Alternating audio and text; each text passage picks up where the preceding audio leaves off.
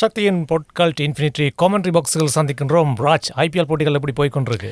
மயூரன் பரபரப்பாக போயிட்டு இருக்கு. அதில் சென்னை அணி தான் கொஞ்சம் காலவாரி விட்டு கொண்டிருக்காங்க. அது என்ன ரீசன் அப்படின்னு எங்களுக்கு தெரியலை.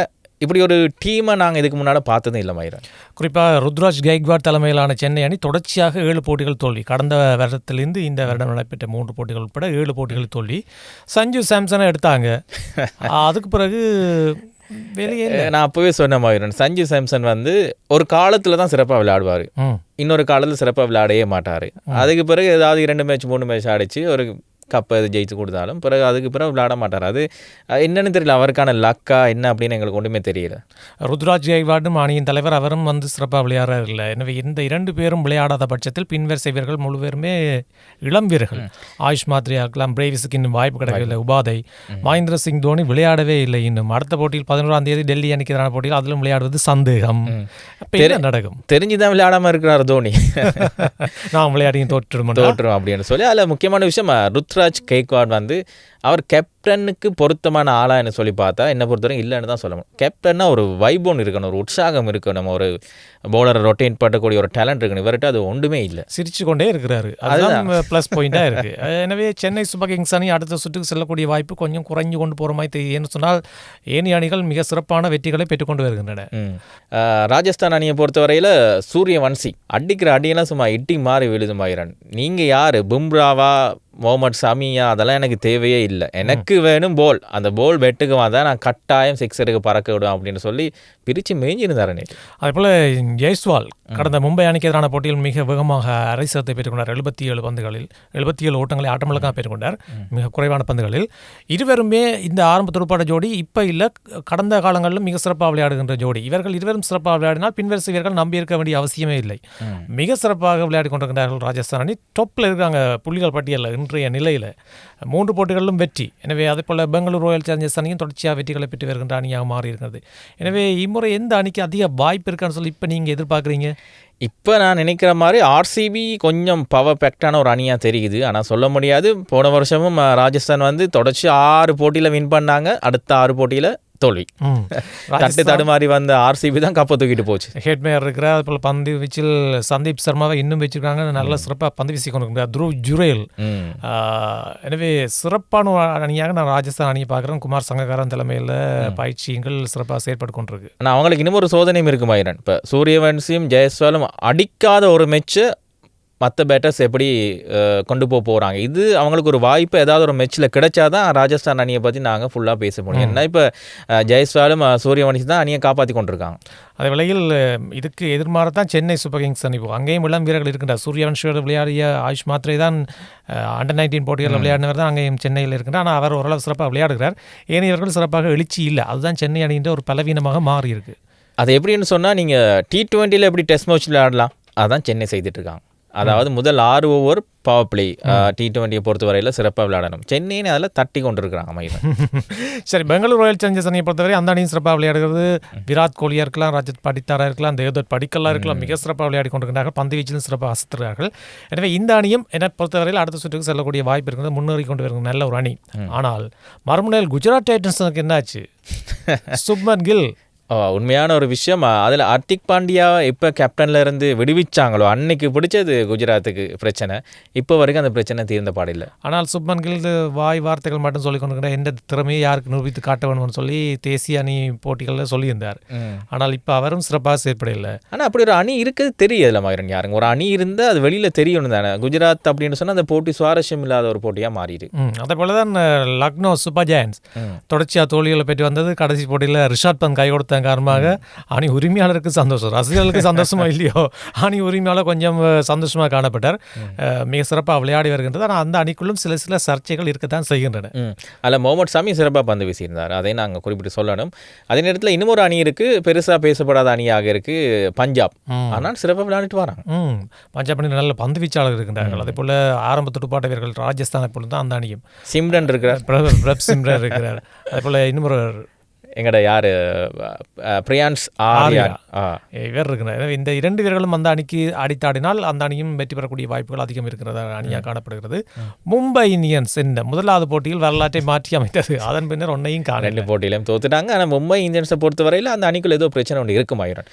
வீரர்கள் பெருசாக ஒற்றுமை இல்லாத ஒரு பிரச்சனையும் போய் கொண்டிருக்கு. மும்பை இந்தியன்ஸ்ட கடைசி போட்டியை நீங்கள் பார்த்தீங்கன்னா ஃபீல்டெல்லாம் செட் பண்ணது யாருன்னு சொல்லி பார்த்தா மயிலஜ் ஜெயவர்தன் ஹெட் கோச். அப்போ ஹர்திக் பாண்டியா என்ன செய்து கொண்டிருந்தார்? இதே ரோஹித் சர்மா இருந்திருந்தா மயிலஜ் ஜெயவர்தன் உள்ளுக்குள்ளே வந்திருக்க சான்சஸ் குறைவு. அதே வேளையில் பும்ராவின் பந்துவீச்சை அடித்தாடி விளையாடியிருந்தார் ராஜஸ்தான் அணியின் வைபவ் சூரியவன்சி. ஒரு பயம் இல்லாமல் விளையாடினார். எதிர்காலத்தில் மிக விரைவில் இந்திய அணியோடு இணைந்து கொள்ள போகிறார் வைபவ் சூரியவன்சி. அதுக்கு எந்த விதமாக மாற்று கருத்தும் இல்லை. T20 அணியில் வரக்கூடிய வாய்ப்பு இருக்கிறது. ஆனால் பயம் இல்லாமல் விளையாடினார். எல்லோருமே அதிர்ச்சியாக ஆச்சரியமாக பார்த்து கொண்டிருந்தார்கள். பும்ராவின் பந்துவீச்சு இப்படி அடி விழுதுண்டு. நிறைய பேர் பும்ராவை என்ன சொல்கிறது ஒரு ஹை ரேட்டில் கொண்டு போய் வச்சுட்டாங்களோ தெரியாது. பும்ரா இந்த பேருக்கே நிறைய பேர் பயந்து கொண்டு அவரோட போலை வந்து பெருசாக எதிர்கொள்ளலை.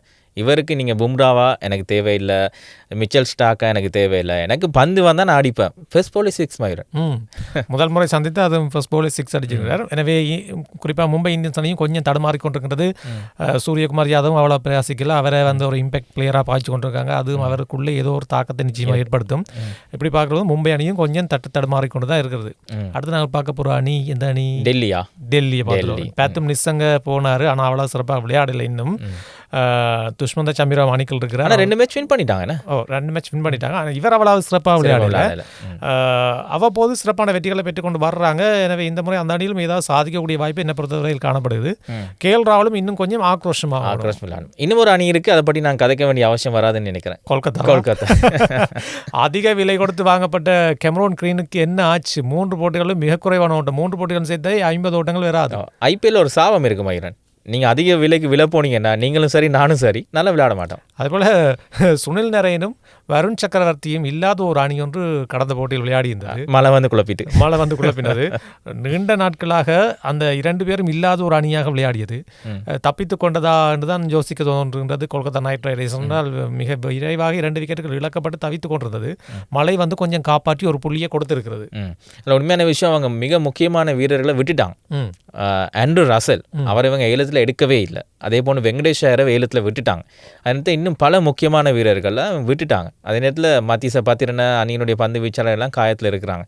அந்த அணி வந்து இப்போது என்ன சொல்கிறது, ஒரு இன்ட்ரெஸ்ட் இல்லாத ஒரு அணியாக மாறிட்டு இருக்கு. அஜய்கே ரஹானே என்னத்துக்கு இருக்கிறான்னு சொல்லி அவருக்கு மட்டும்தான் தெரியும். அதே போல் இன்னொரு அணியை நாங்கள் சொல்லலாம், சன்ரைசர்ஸ் ஹைதராபாத் அணி. அது கொஞ்சம் வலிச்சு கொஞ்சம் வீழ்ச்சி மாறிக்கொண்டு பாகிஸ்தான் மாதிரியான ஒரு அணி எப்போ எழும்பும் எப்போ வீழ்ச்சிக்கு போகணும் யாருக்கும் தெரியாது. அணியின் தலைவர் பேட் கமின்ஸ் சுபாத்துகளிலிருந்து மீண்டிருக்கின்றார். ஆனால் இன்னும் அணியோடு அவர் இணைந்து போட்டிகள் விளையாடுவார் என்ற கேள்வியாக இருக்கிறது. இருந்தாலும் இஷான் கிஷான் வழிநடத்துகின்றார். Heinrich Klaasen, Ishan Kishan, Travis Head, Abhishek Sharma என்ற அதிரடியான வீரர்கள் இருந்தும் சில போட்டிகள் மட்டும்தான் பிரகாசிக்கிறது. சில போட்டிகள் பிரகாசிக்கவே இல்லை. பந்து வீச்சு பெருசாக ஈடுபடலைன்னா அந்த போட்டியில் அந்த அவங்களோட சன்ரைசர்ஸ் ஹைதராபாத் அணியோட. மற்றபடி பேட்டிங் ஓரளவுக்கு ஓகே. அதே வேளையில் இன்னும் சில சாதனைகள் என்று பார்க்கின்ற போது இந்த IPL போட்டிகளில் 200 விக்கெட்டுகளை கைப்பற்றியவராக காணப்படுகின்றார் புவனேஷ்குமார். இப்போது யுஸ்வேந்திர சகல் தான் 224 விக்கெட்டுகள். இப்போது புவனேஷ்குமார் இணைந்திருக்கின்றார் 200 விக்கெட்டுகள். எனவே இது ஒரு சாதனையாக பார்க்கப்படுகிறது. அதே வேளையில் ராஜஸ்தான் அணி சார்பாக அதிக அரை சதங்களை அடித்தவர்கள் வரிசையில் ஜெய்ஸ்வால் இணைந்திருக்கின்றார். அதே போன்று ஏற்கனவே இருக்கின்ற ஷேன் வாட்சன், சஞ்சு சாம்சன் இவர்களுக்கு பிறகு ஜெய்ஸ்வால் வந்து இணைந்திருக்கின்றார். அதே வேளையில் 100 சிக்ஸர்களை அடித்த ராஜஸ்தான் வீரராகவும் இவர் இணைந்திருக்கிறார். மயூரன், உண்மையிலே ஜெய்ஸ்வாலும் ஒரு இளம் வீரர் தான், யங் பிளேயர் தான். ஆனால் அவருடைய பெர்ஃபார்மன்ஸ் மறைக்கப்படுது எதால் அப்படின்னு சொன்னால் இந்த 15 வயசு சூரியவன்சியால்.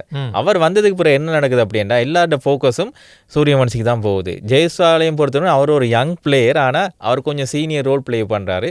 ஆனால் சிறப்பாக விளையாண்டுட்டு இருக்கார். நேற்று தினம் மும்பை இந்தியனோட அடித்த அடி மறக்க முடியாது.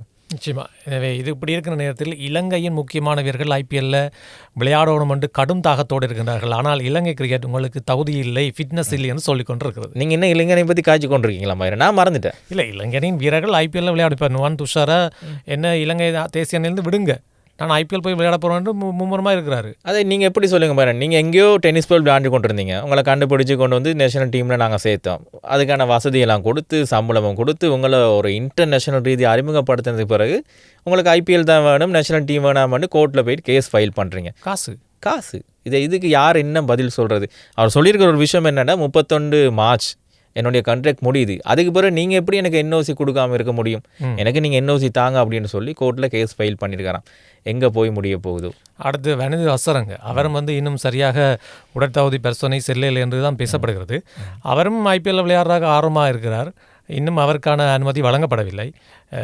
குறிப்பாக T20 உலகக்கிண்ண போட்டிகள் போது அயர்லாந்து அணிக்கு எதிரான போட்டியில் தான் விளையாடினார் கடைசி. அதுக்கு பிறகு அவரது உடற்தகுதி இல்லை. நிறைய பேருக்கு உடற்தகுதி இல்லாமல் தான் விளையாடி கொண்டு இருந்தாங்க. கடந்த நிகழ்ச்சியில் சொல்லியிருந்தோம். நீங்கள் படிக்க ஆசைப்படுறீங்க, நான் படிப்பதுக்கான எந்த ஒரு தகுதியும் இல்லை அப்படின்னு சொன்னால் எப்படி நீங்கள் படிக்கிறது? அதே மாதிரி தான் இது உடற்தகுதியை வளர்த்து கொண்டாதான் நீங்கள் ஐபிஎலுக்கு போனாலும் உங்களுக்கு காசு இல்லைன்னு சொன்னால் நீங்கள் வெளியில் தான் உட்காந்துருக்கணும். அது நிறைய பேருக்கு தெரியுதில்லை. அதே வேளையில் இலங்கை ஏ அணி இப்போது மிக சிறப்பாக நியூசிலாந்து அணிக்கு எதிராக விளையாடி கொண்டிருக்கின்றது. காமில் மிஷாரா மிக சிறப்பாக விளையாடி கொண்டிருக்கின்றார். தேசிய அணி விளையாடுகின்ற போது அவ்வளவு சிறப்பாக இல்லை. ஏ அணியில் விளையாடும்போது சிறப்பாக விளையாடுறாங்க. எனவே இலங்கை தேசிய அணியில் இருக்கின்ற வீரர்களும் பார்க்க ஏ அணியில் இருக்கின்ற வீரர்கள் நல்ல உடற்தகுதியோடு இருப்பதாக செய்தி வந்திருக்கிறது. எனவே அடுத்த தொடரில் நிறைய தேசிய அணி வீரர்கள் நீக்கப்பட்டு ஏ அணி வீரர்கள் நிச்சயமாக இடம்பெறப் போகிறார்கள் என்பது உறுதியாகி இருக்கிறது. என்னை பொறுத்த வரைக்கும் சரி, உங்களுக்கு ஐபிஎலுக்கு போகணும், மற்ற லீக்ஸுக்கு போகணும், கண்ட்ராக்ட் தேவையில்லைண்டா விட்டுருங்க, நீங்கள் போங்க, எங்களுக்கு ஆக்கள் இருங்க, புது ஆக்கள் எடுத்து போட்டு நாங்கள் விளையாடும். சில வேளை அவங்களுக்கு அங்கே போய் சான்ஸ் எல்லாம் இல்லாமல் போனதுக்கு பிறகு புரியலாம். எனவே எது எப்படியாக இருந்தாலும் இப்போது இளமையான வீரர்களுக்கு ஐபிஎல் போட்டிகளில் நிறைய வாய்ப்புகள் கிடைத்திருக்கின்றது. அவர்கள் சாய்த்து கொண்டிருக்கின்றார்கள். அனுபவம் வாய்ந்த வீரர்கள் அவ்வளவு பிரகாசிக்க தவறுகின்றார்கள். இதனால் முக்கியமான பல அணிகள் தடுமாறிக் கொண்டிருக்கின்றன. இதுதான் உண்மையான விடயமாக இருக்கிறது. சரி, உண்மையான விஷயம். எனவே இன்னும் ஐபிஎல் போட்டிகள் இன்னும் ஓரளவுக்கு தான் சூடு பிடிச்சிருக்கு. போக போக இன்னும் அதிகமாக சூடு பிடிக்கும். பரபரப்பான சூடான விஷயங்களை பாட்காஸ்டில் நீங்கள் கேட்கலாம், பார்க்கலாம், கமெண்ட்டும் பண்ணலாம். எனவே மீண்டும் அடுத்த வாரம் சந்திப்போம். இன்னும் பல்வேறுபட்ட விடயங்களோடு உங்களோடு நாங்கள் பேசுவோம். வணக்கம். வணக்கம்.